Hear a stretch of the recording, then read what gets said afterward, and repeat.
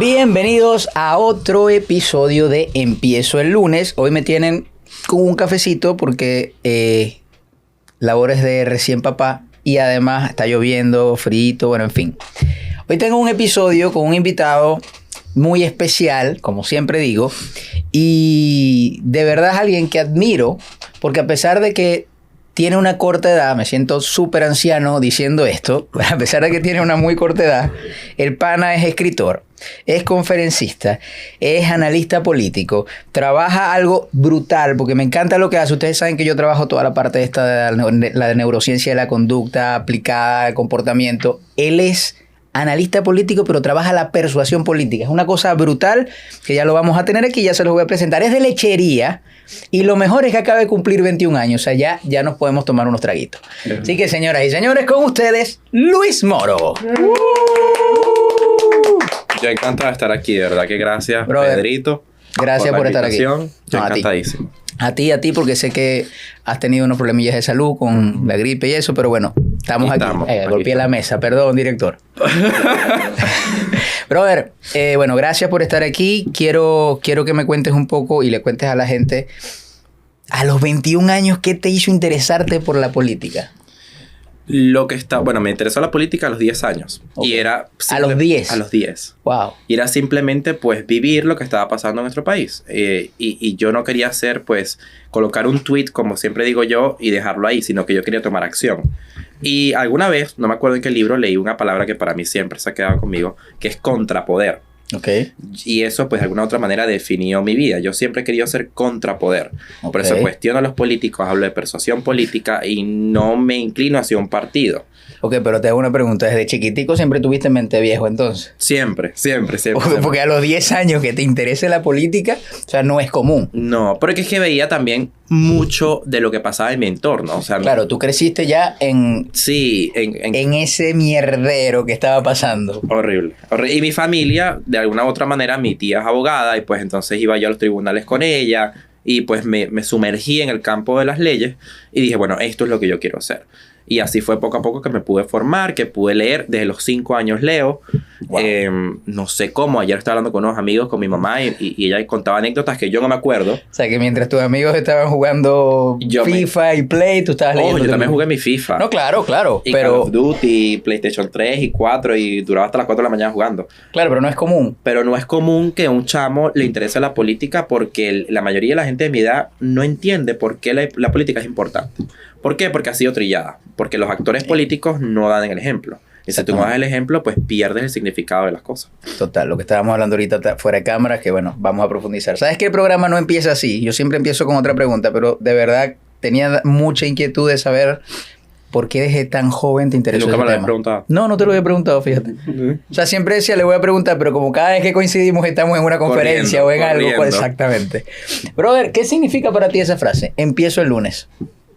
Quiero ver la visión que para ti significa. ¿Qué representa? Es una frase que te puede abrir la puerta al fracaso. Ok. Porque de alguna u otra manera estás subestimando y de alguna u otra forma también programando a tu cerebro de que vas a empezar algo que cuando llega el día no lo haces. De alguna u otra manera estás reprogramando hábitos que sabes que no vas a cumplir de cierta forma. Porque si lo estás posponiendo es porque no te crees capaz de hacerlo. Empiezo el lunes eso. Y también yo soy víctima de eso.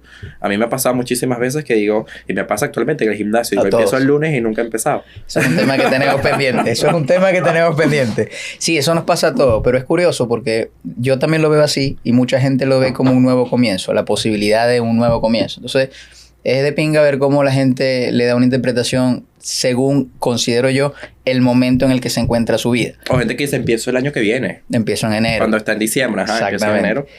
Brother, háblame un poco de lo que es la persuasión política. Es todo, es lo que nos mueve. Y la persuasión en general es lo que nos mueve. Totalmente. Es literalmente, pues, la hija de la retórica. O sea, no hay persuasión sin retórica. La retórica es añadirle emociones a las palabras. Si yo hablo de una manera monótona, la gente que nos está viendo, pues, nos va a quitar y se va a aburrir. La voz tiene que tener imagen. Claro. Que la gente a veces, pues, no lo entiende. La gente piensa que la voz es solamente auditiva. No, la voz también la puedes ver. Y la ves en los matices. como te estoy hablando, pues hay palabras que agudizo más, agudizo menos. Cuando tú me hablaste de la política, pues tienes un lenguaje corporal distinto. Eso es la persuasión, tratar de enganchar a través de veracidad, a través de cosas que son reales. Porque si me manipulas, ya me estás diciendo cosas que no son reales. Esa es la diferencia entre la persuasión y la manipulación, que se tiende a confundir muchísimo. Y la persuasión política es atacar necesidades. Es simplemente tú como político estudiar cuál es la sociedad que tú representas o el distrito que representas y atacar esas necesidades o vivir de ellas. Y una de las necesidades que el político vive toda su vida es de la esperanza. El político vende esperanza de que algo va a ser mejor. Y este camino que tomaste en Venezuela, todos sabemos la situación país, todos sabemos las limitaciones que hay allá, tanto para todo lo que es leyes, política, bueno, en fin, no quiero entrar en ese tema, aunque es un poco difícil hablando contigo justamente de esto.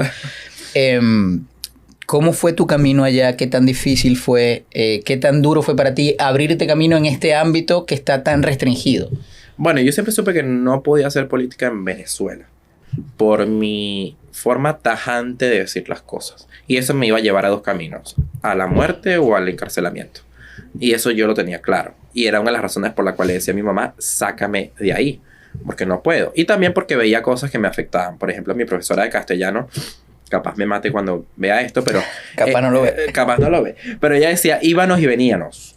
Y eso a mí me traumaba muchísimo porque... convulsionaba. Yo a los 12 años había escrito un libro, que nunca publiqué. ¿Por qué? Porque inseguridades de la vida. Dije, empiezo el lunes y nunca lo publiqué. ¿Y todavía lo tienes? Lo tengo. Se llama Un crimen casi perfecto. ¿Y qué carajo esperas para publicarlo? No sé. Vamos a dejar que este primero. Ahorita hablamos de eso, Pero sí, entonces ya a los 12 ya estaba haciendo periodismo de investigación sobre un crimen real que pasó en Venezuela.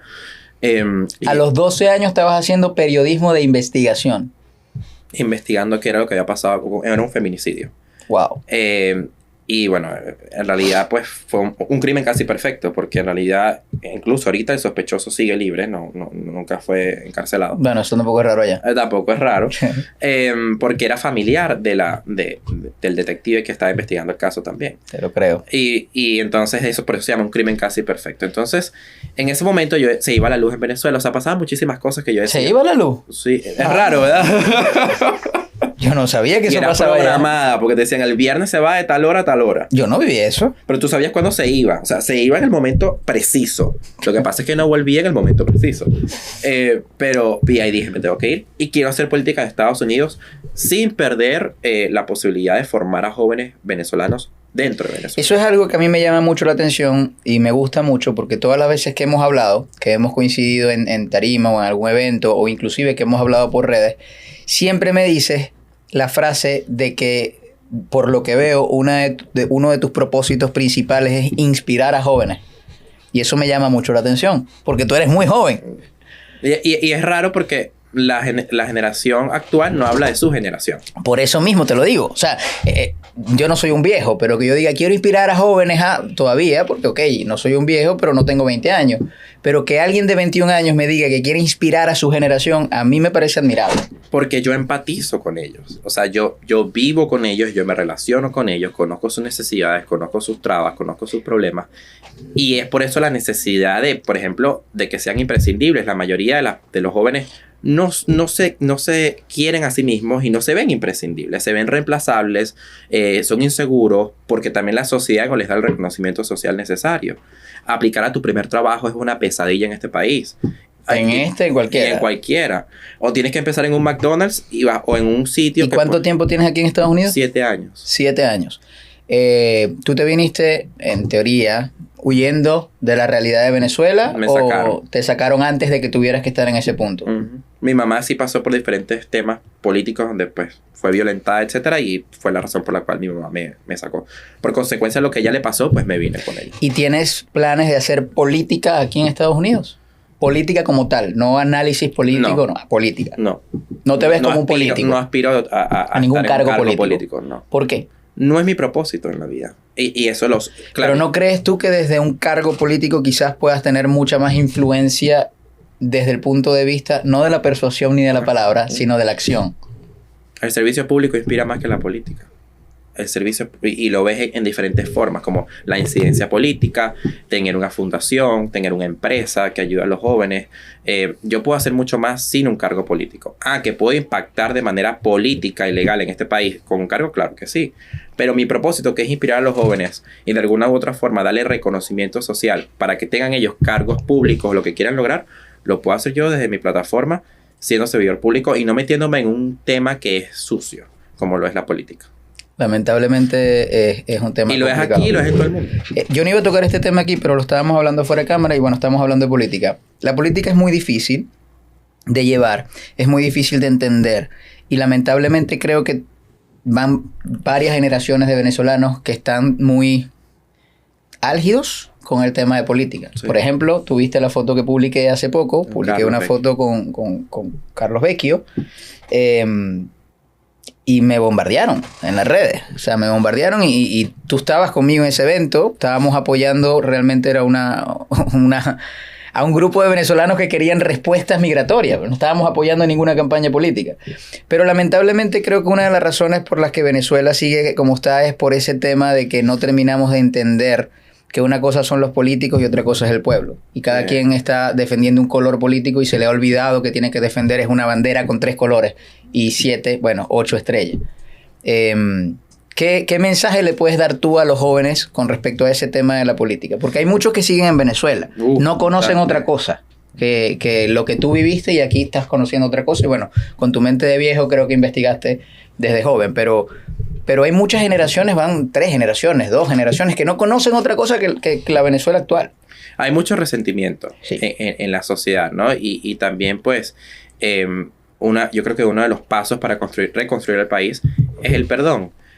Hay que perdonar, porque si seguimos señalándonos y si seguimos tagueándonos y si seguimos etiquetándonos y dividiéndonos por partidos, en realidad no se llega a nada. En Venezuela hay más de 115 partidos políticos inscritos y eso lo que hace es que secciona el país en 115 partes, con 115 ideologías distintas, con 115 formas de manera de pensar. Y son 114 contra una. Contra una. O sea, es imposible lograr lo que uno en teoría... Y lo irónico es que las personas que, por ejemplo, te criticaban en el post, no han hecho absolutamente nada por el país.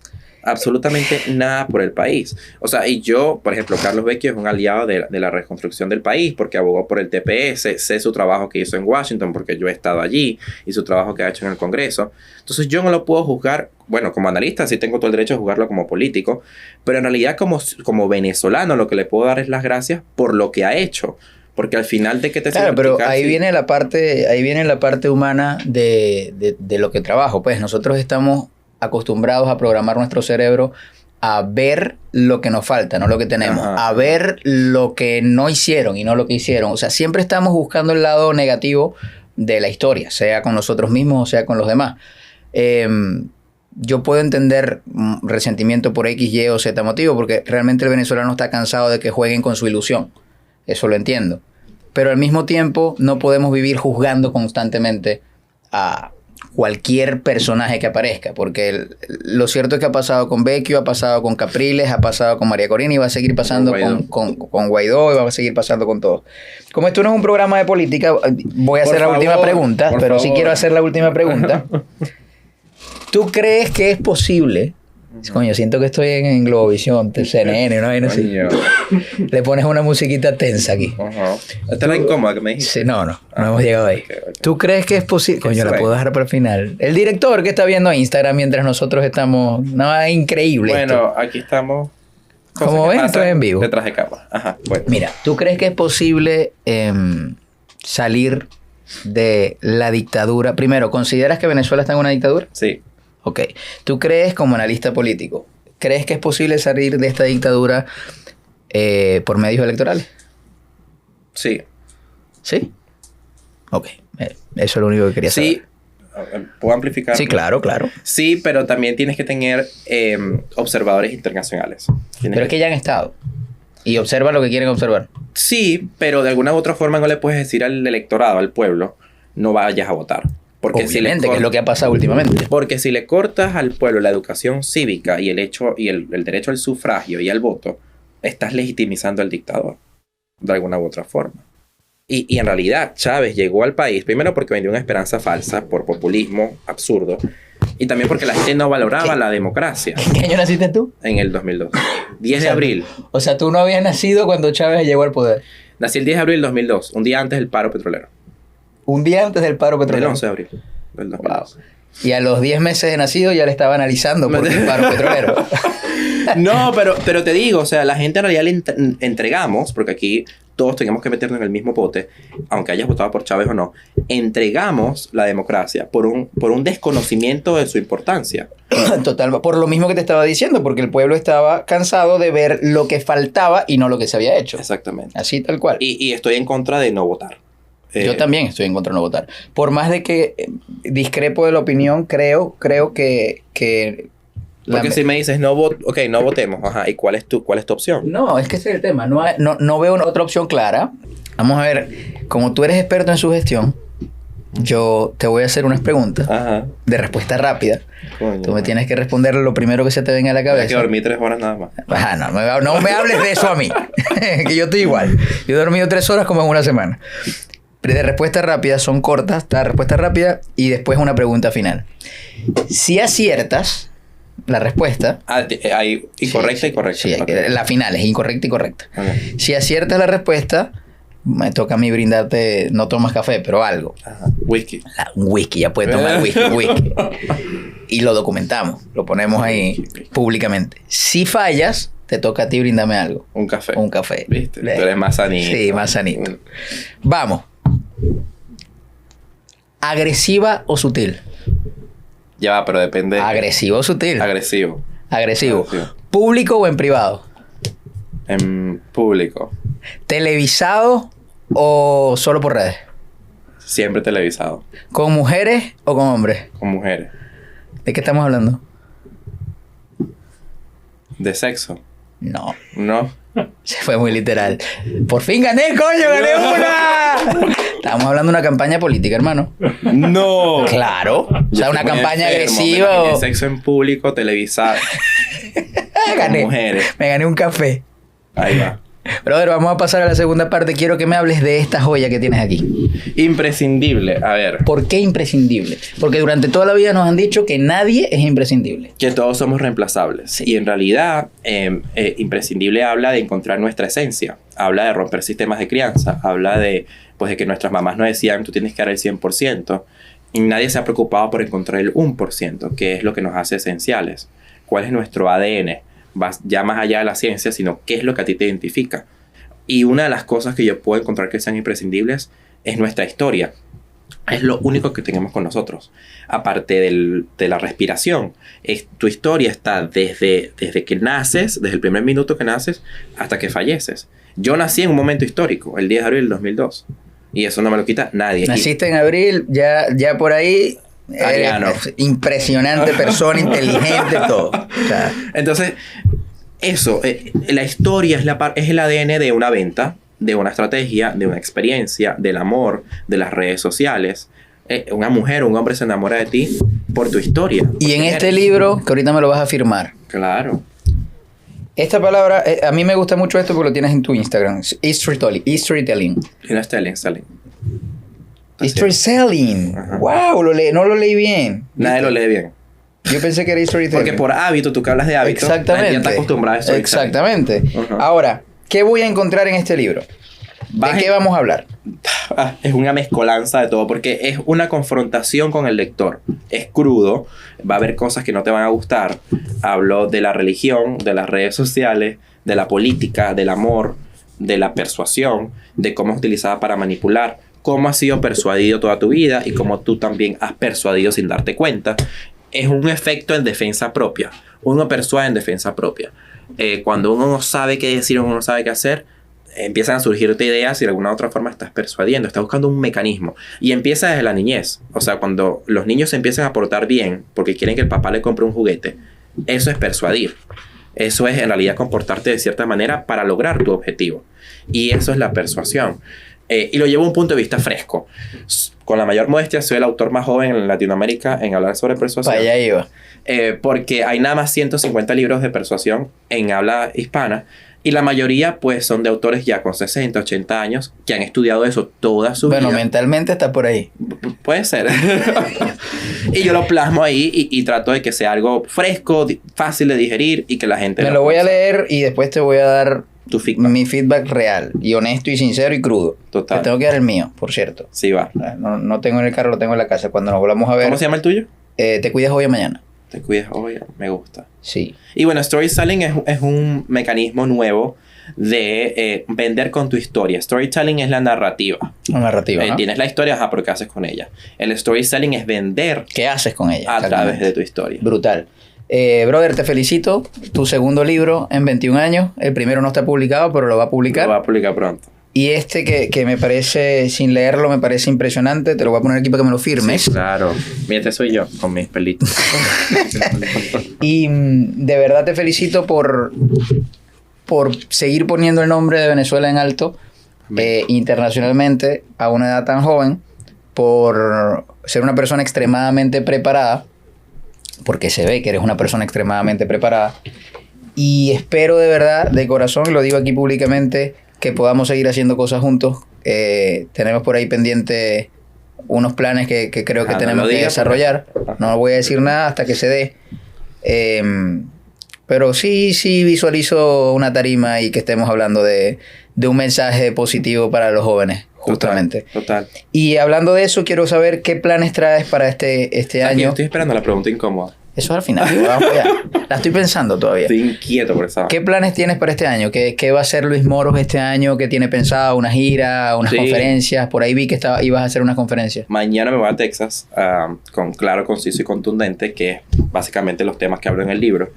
¿Y aquí en Miami no tienes claro, conciso y contundente? Hay que hacer una. Hay que hacer una. ¿Qué estamos esperando? No sé. Mucho trabajo. Pero no hay que hacerlo. No es trabajo, pero hay que hacerlo. Pero hay que hacerlo en Miami. Es sobre cómo, pues, de alguna otra manera, eso, ser claros, concisos y contundentes. El latinoamericano tiene siempre la tendencia de expandirse en todo. Tú le preguntas algo y te habla de otra cosa y después que te responde la pregunta. Y eso, pues, de alguna u otra forma distrae al vendedor y al comprador también. Entonces, claro, conciso y contundente habla sobre eso, sobre cómo persuadir, ser concisos. Y ahí están en Texas. ¿Qué se viene? Quiero girar el país hablando de becas. Una de mis... De becas. Becas. Becas estudiantiles. Otra de mis ramas. Dando información sobre las becas. Sí, yo tengo un seminario que se llama Bécate. Ok. Aprende a ganar una beca sin morir en el intento, se llama. Coño, está brutal. Y allí hablo de, pues, ayudar a estudiantes hispanos a que consigan becas. Y, pues, tratar de alguna u otra manera, dejar de satanizar el hecho de que los inmigrantes no pueden tener becas. Tanto aquellos que tienen TPS, asilo político pendiente, siempre se nos ha dicho de que no podemos tener un futuro en este país, que es muy caro. Que es muy difícil, que es muy caro, que es imposible estudiar, y vienes condicionado a empezar en un McDonald's y probablemente no ves salir de ahí nunca. Entonces, de esa condición se acabó y trato de romperlo en la conferencia. Públicamente lo digo aquí en el podcast. Vamos a organizar esa gira. Y nos vamos los dos. Hablando de eso. Y tú yo hablo un poco la parte de los hábitos y de cómo romper el patrón mental de venirte para acá con la mentalidad de mediocridad y de escasez. Es fundamental también hasta para aplicar, porque si no creas el hábito de aplicar, de hacer tu ensayo, la beca no te va a llegar sola. Entonces me comprometo públicamente aquí para que hagamos esto. Vamos a complacerte con tu pregunta incómoda para cerrar. Ajá. Ya me debes un café. Coño. Así que esto va por el almuerzo. O por 2 whisky. El combo completo. Ajá. O por 2 whisky que le tengo que brindar yo. Yo imagino que a tu corta edad conoces a muchos o has tenido la posibilidad de conocer a muchos políticos. Ajá. De Venezuela. Sí. Y de varias partes del mundo. Vamos a enfocarnos en Venezuela porque esto lo van a ver más venezolanos que otra cosa. ¿Qué políticos conoces de Venezuela? Conozco, pero bastante. Carlos Vecchio. Guaidó. Pero en persona. Puede ser que hayas tenido contacto con él. O con ellos. O que hayas estudiado su trayectoria. María Corina. Ok. César Pérez Viva. Okay. Que es uno de los políticos con más trayectoria en Venezuela. Después estaba en COPEI, ahora no. Carlos Prosperi. Ok, conoces varios. Conozco varios. Muy bien. Más que todo dirigentes juveniles. Ok. Tú no tienes planes de volver a Venezuela, evidentemente. No, por ahora no. Muy bien. No lo descarto, pero por ahora no. Señor por ahí Moros. De presidente. Bueno, trabaje para eso, hermano. Estás a tiempo. Me metes ahí en el gabinete. Vamos a ver. Señor Moro, basándose en que a sus 21 años tiene una carrera y una trayectoria No, pero me enseñó. en la política, Luis, y conoces a muchos políticos, ¿por 2 whisky o por un almuerzo respondes o no, o brindas? Ajá. De todos los políticos que conoces, que has estudiado, que has tratado, que has tenido en contacto, ¿cuál es de la oposición? ¿Venezolana? Sí. El más corrupto y por qué. No, yo te brindo whisky, lo que te dé la gana. Pero yo eso no tengo que ver. Porque es comprometerse. Por eso te pregunté si le iba a volver. De alguna u otra forma a algo que ya todos sabemos, pero que te la tenía que poner difícil, porque si te decía político normal de Venezuela, ya sabemos a quién me ibas a decir. Sí. Por eso te tenía que decir de la oposición. De la oposición hay varios. Lo que pasa es que no te la puedo responder porque no sé cuál ha robado más. Pero de qué han robado. Me gané mi almuerzo. Mi café y mi almuerzo. Brother, para cerrar, esa cámara es tuya. Tómate el tiempo que quieras para darle un mensaje a los jóvenes, inspirador, motivacional, lo que tú le quieras decir. Bueno, hay que ser imprescindibles, hay que encontrar esa rareza, ese sello diferenciador que nos hace distintos. Todos venimos aquí ante un propósito. El propósito todos los tenemos, lo difícil a veces es encontrarlo. Y a veces hay gente que fallece y pasa a la otra dimensión sin saber cuál fue su propósito en la vida. Entonces es importante centrarnos en eso, saber de alguna u otra forma ordenar nuestras prioridades. A los jóvenes no sentirse pues con temor o discriminados o de alguna otra forma también segregados por no tener una edad específica. Tú puedes hacer política a los 20, yo empecé a los 15, tú lo puedes hacer también a los 15, a los 14, a los 16. O sea que la edad no te impide en realidad realizar lo que tienes en mente. Si lo puedes tomar de ejemplo, yo escribí mi primer libro a los 21 años. Salió a los 21, pero lo escribí a los 19. Miren cómo sale, pónchalo ahí. ¿Viste? Con esa cara, eso es otro reto. Mira, necesito que pongas esa misma pose. No, esto fue un... Esa misma pose. Llevo horas. Dale. Las manos. No, para acá. Así. Y la misma cara. Ya. Ahí está, ¿ves? ¡Bien! Entonces sean imprescindibles y encuentren esa esencia porque... Coño, la dedicatoria está impresionante. O sea, ya va. Quedó ahí. ¿Aquí? ¿Dónde por ahí? Doctor. Casi me hace llorar con la dedicatoria entera. Brother, terminado. Ya, es que me hiciste la pregunta y cómo hay, me descontrolé. Ajá, ¿te pongo Pedro o Pedrito? Pedrito, lo que tú quieras poner. Familia, de verdad, muchas gracias por acompañarnos en este episodio. Este señor es un crack. Me van a ver con él haciendo muchas cosas porque creo que tenemos muchísimo que aportar. Públicamente te vuelvo a decir que admiro lo que haces. Y yo a ti, como un mentor. De verdad, de corazón, me parece impresionante que a tu edad tengas tan claro quién eres, tan claro lo que quieres y tan claro tu propósito. Y de ahí no me saca nadie. Y te felicito por eso, así que vamos a seguir haciendo cosas, brother. Amén. Gracias por estar aquí. Me encantó. Ajá, que esté listo.